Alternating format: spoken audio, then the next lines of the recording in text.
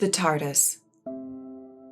Inside this beautiful blue box, there's such wonder and excitement.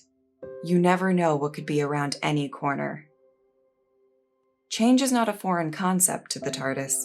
She's certainly used to it by now. But there's something that stays the same. A constant. A place inside the TARDIS where people can find comfort, pampering, and endless bottles of champagne. A spa.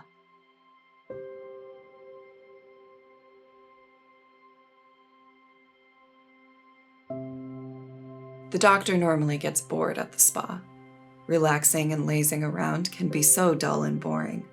There's very little adventure in the spa. Sesska keeps it that way. She works very hard to provide a safe place for everyone to unwind. And while the Doctor may not take full advantage of the spa, it's been said that the companions over the years adored it. Sesska never leaves the TARDIS when she travels with the Doctor, if you could call it traveling. Whenever you walk out those blue doors, you never know what dangers await. She's heard the stories. Companions get real talkative towards the bottom of a champagne glass. And she simply has no interest in venturing out on any of these endeavors. She prefers the comfort of the spa, the comfort of her space, the comfort of her home. However, she will adore a nice souvenir from those adventures. The Doctor's always showing up with some rare and beautiful gift from all of the exciting places across space and time. Throughout her time in the TARDIS, Sesska has received a magic mirror that can predict the future, a small plant that the Doctor said was curiously misplaced when he found it, and a special shampoo that can change your hair into any color you desire. Sesska cherished these gifts and always displayed them with pride around her spa. This story starts as any story should start in the spa. It was a normal day, a routine day. Everything was right where it needed to be, and that's just the way Sesska liked it. But unfortunately for Sesska, things were about to get a bit unpredictable. The Doctor, Amy, and Rory were off gallivanting in some unknown world, and Sesska was prepping the spa for their return. She made sure everything was cleaned and organized properly, ready for anyone who needed a bit of self-care after whatever, let's be honest, dread and terror they were sure to face. Champagne bottles were stocked, face masks were prepped, and an apple pie was in the oven. As Sesska started to set up the manicure station, she noticed something was off.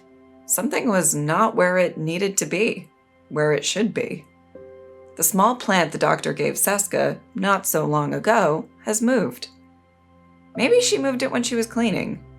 Or maybe, before she could finish that thought, the plant jumped off the counter and lunged straight for her head. To say Sesska started to freak out was a bit of an understatement. She started screaming and wailing around, trying to get the plant off of her, but for some reason, she couldn't get it out of her hair. Quite literally, it was latched onto her hair. As she tried to pull it off, it just tightened its grip. What on earth could a plant be gripping with? How can a plant jump onto her head? Is this even a plant at all? These are all very good questions that Sesska would surely be asking herself if she wasn't too busy screaming profanities. There was one last pull on Seska's hair, and finally she felt a sharp pain and then a release. The good news was the plant let go of her hair and landed safely on the ground. The bad news was it took a large chunk of Seska's hair with it. She couldn't believe her eyes. The plant was actually eating her hair. Arming herself with a hairdryer in one hand and a spray bottle Polly left behind after one of her visits to the spa in the other, Sesska was ready for a fight. Sure, she could leave. She had every urge to run out that door to the spa, close it behind her, and just wait for the Doctor to return. He would know what to do. He always does.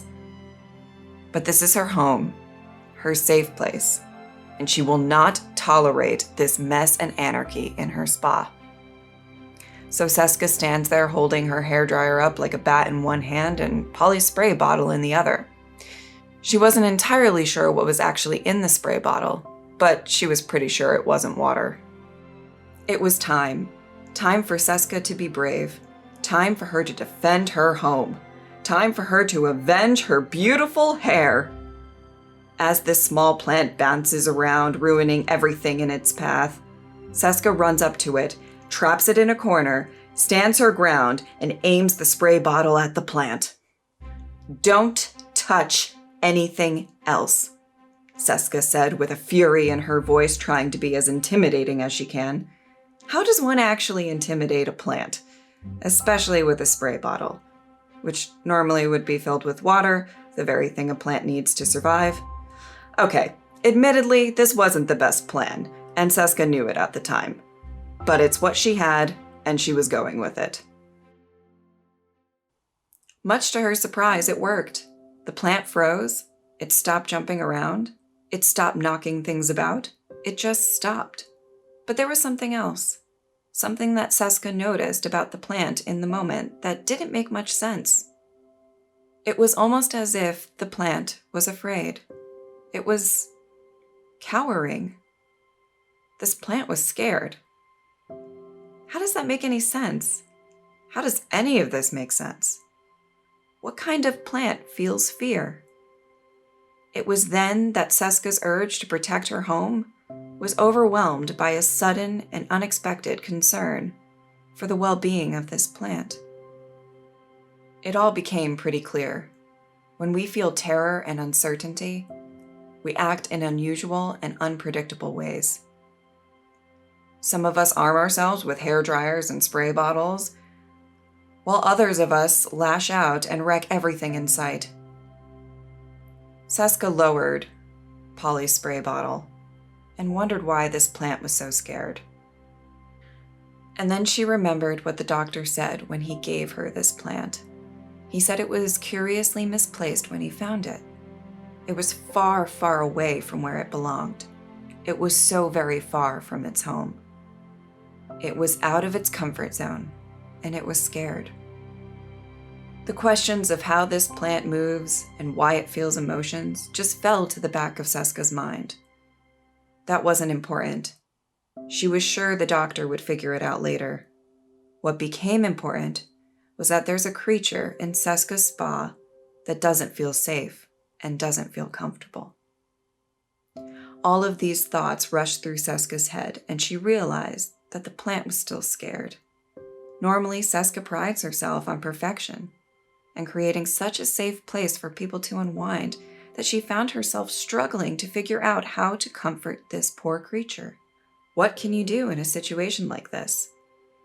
Sesska thought for a moment and decided on trying to give the only peace offering she could think of. The only thing she could assume the plant would want. So with that, she grabbed some scissors that fell onto the floor and chopped off another chunk of her hair.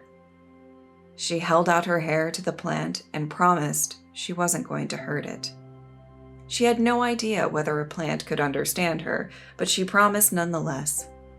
After a few moments of hesitation, the plant grabbed the hair and gobbled it up.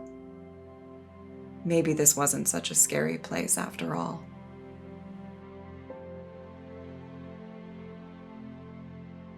Sesska sat down next to the plant. "I don't know if you can understand me," she said, "but I think it's possible you're a long way from home, and whatever's happened to you has probably been very scary. I get it.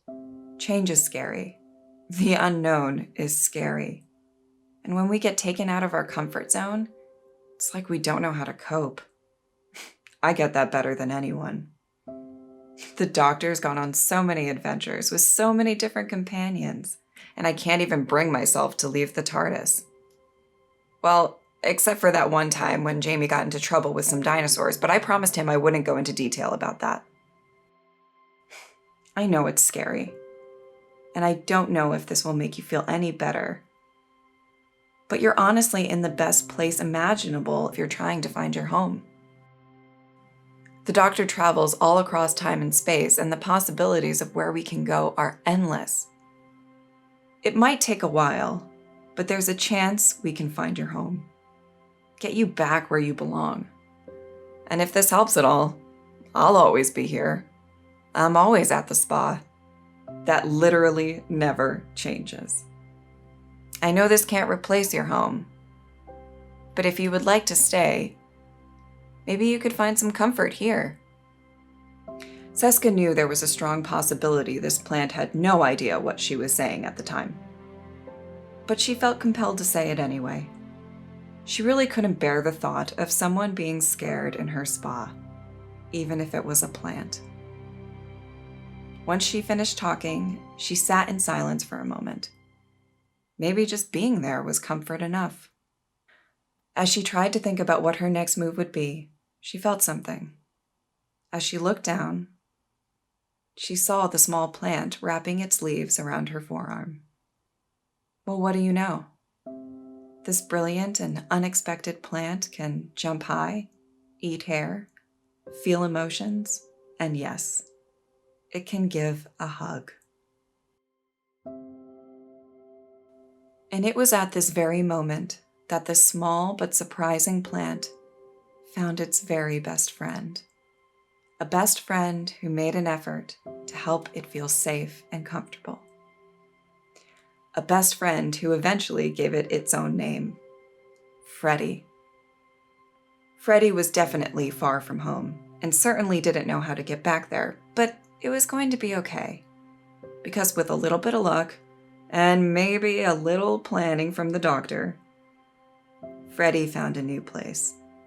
A place where people come to relax and forget their worries.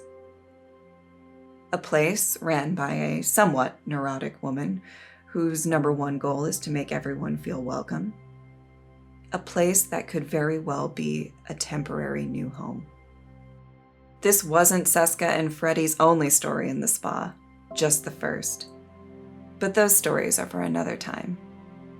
In the meantime, they treated every day as it should be. A normal day, a routine day. Everything was right where it needed to be, and that's just the way they liked it.